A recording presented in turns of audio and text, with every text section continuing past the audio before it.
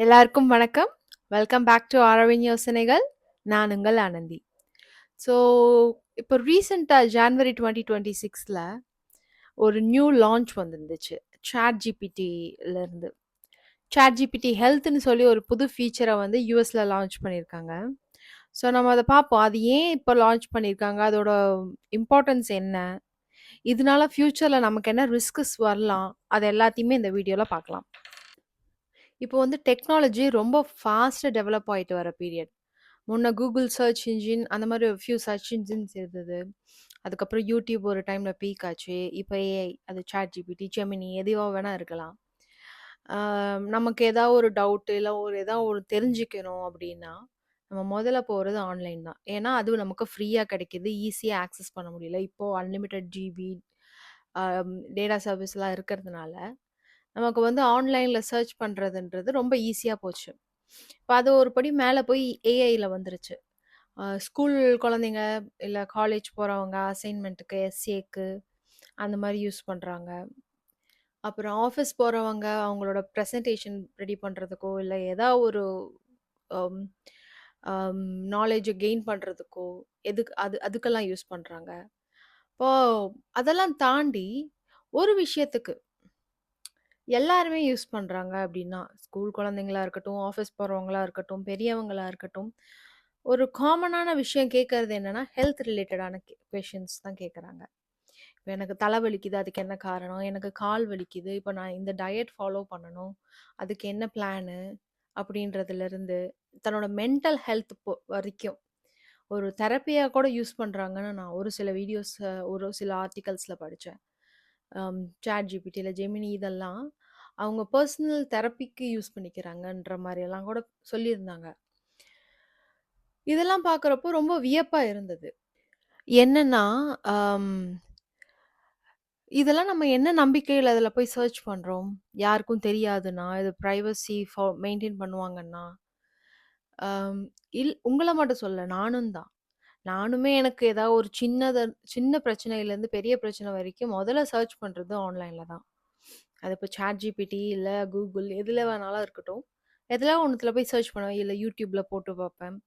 ஏதாவது நமக்கு ஒரு விஷயம் தெரியணும்னா, முதல்ல நம்ம போய் சர்ச் பண்றது, ஒரு கை நமக்கு போறதே ஃபோனுக்கு தான் போகுது. ஆனா, இத பத்தி நான் கொஞ்சம் படிக்க, இதுல இருக்க ரிஸ்க்ஸ் எல்லாம் நான் தெரிஞ்சுக்க எனக்கு ரொம்ப பயமா இருக்கு.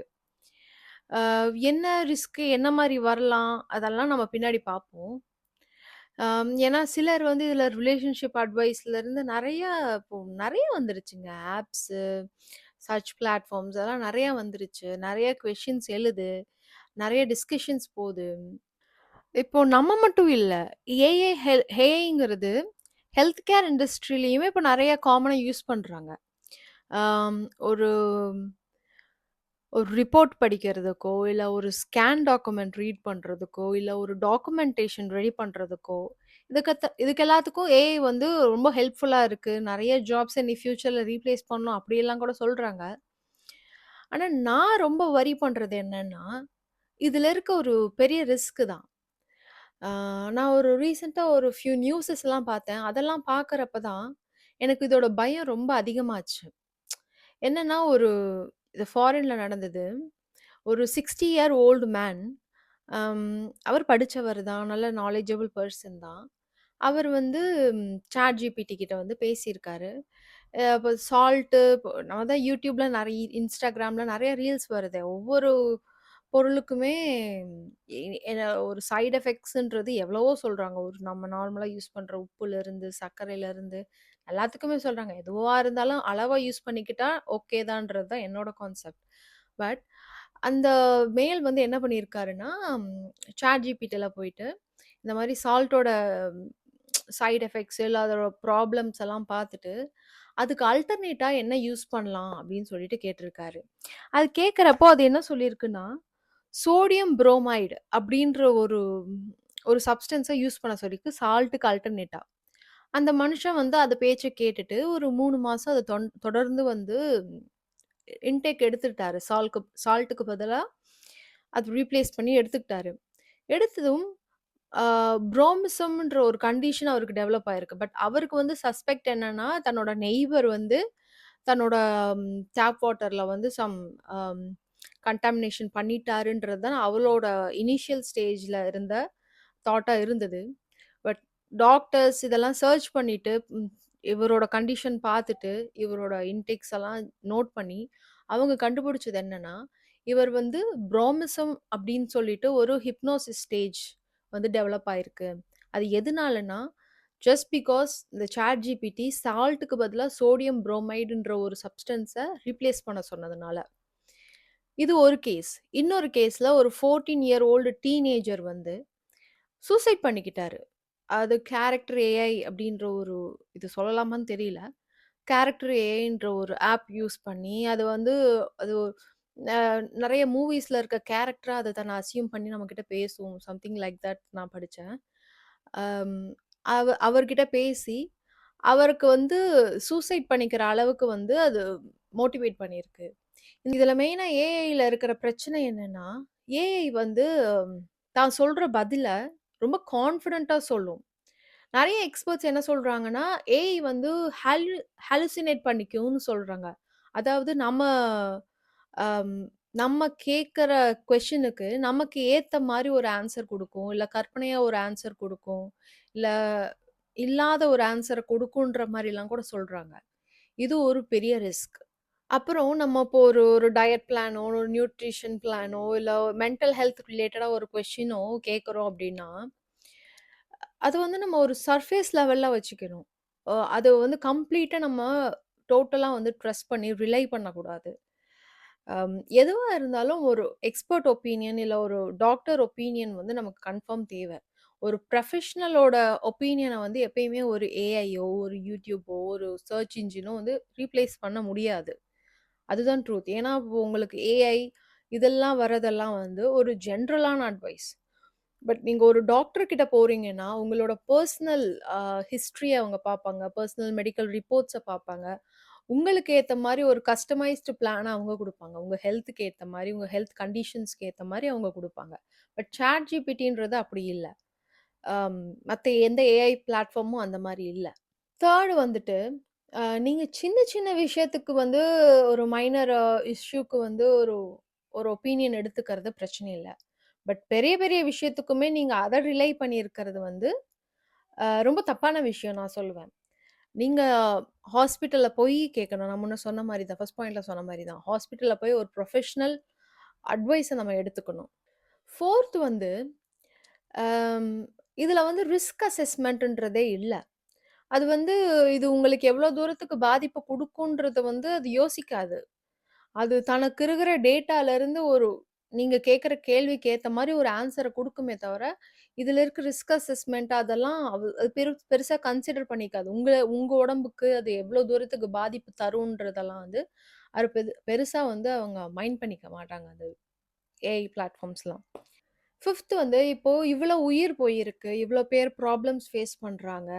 நீங்க ஆன்லைன்ல பார்க்குறதோ, ஒரு ஏஐ பிளாட்ஃபார்ம்ல பார்க்குறதோ, இதுக்கெல்லாம் வந்து ஒரு ஸ்ட்ரிக்ட் ரெகுலேஷன்ஸ் இல்ல. இன்னும் ஃப்ரேம் பண்ணல. எந்த ஒரு கவர்மெண்ட்டுமே பெருசா ஃப்ரேம் பண்ணல. அப்போ இதுக்கெல்லாம் ஓனர்ஷிப் யார் எடுத்துப்பா? இப்போ ஒரு உயிர் போகுதுன்னா, அதுக்கான ஓனர்ஷிப் பொறுப்பு யார் எடுத்துப்பா? அந்த ரெஸ்பான்சிபிலிட்டி யாருக்கு யாருக்கு போகும்? எதுவுமே இல்ல. ஏஐ பிளாட்ஃபார்மா? இல்ல சர்ச் பண்ணவரா? இல்ல அதோட ஓனரா?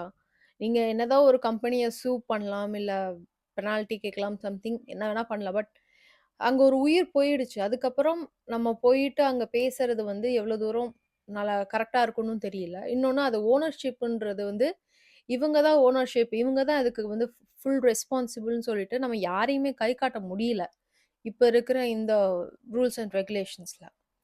6த்தா நான் யோசிக்கிறது என்னன்னா, பிரைவசி தாங்க.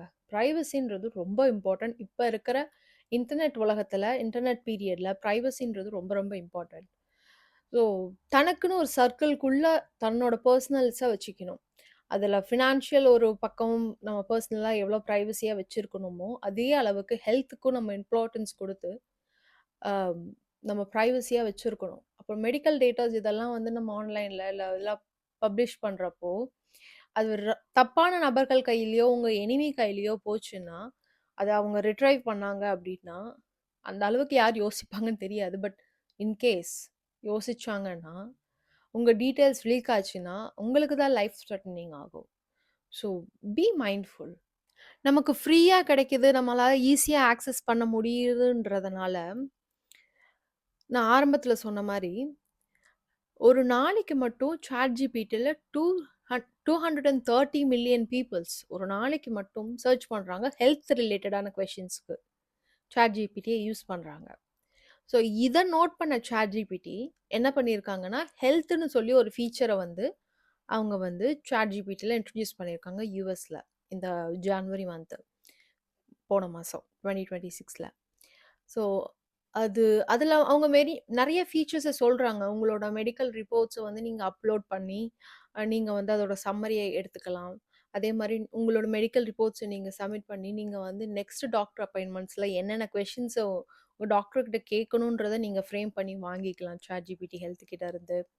அண்ட் அவங்க மெயினா இதில பிரைவசிக்காக அவங்க சொல்றது என்னன்னா, நார்மல் ChatGPTல நம்ம எது பேசினாலும், எது கேட்டாலும், அது வந்து பின்னாடி வந்து அந்த ஏஐ ட்ரெயின் பண்றதுக்கு அந்த டேட்டாஸ யூஸ் பண்ணிப்பாங்க. பட் ChatGPT ஹெல்த்ல வந்து உங்களோட ரிப்போர்ட்ஸோ எதுவுமே வந்து நாங்க ஏஐ ட்ரெயின் பண்றதுக்கு எடுக்க மாட்டோம். அது கம்ப்ளீட்டா வந்து பிரைவசியா இருக்கும். நீங்க நார்மல் ChatGPTக்குள்ள போனீங்கன்னா, நீங்க ஹெல்த்ல சர்ச் பண்ண கொஸ்டின்ஸ் எதுவுமே இங்க காட்டாது. ChatGPT ஹெல்த்ன்றது ஒரு செப்பரேட் போர்ட்ஃபோலியோன்ற மாரி சொல்றாங்க, அந்த ஆப்க்குள்ளயே.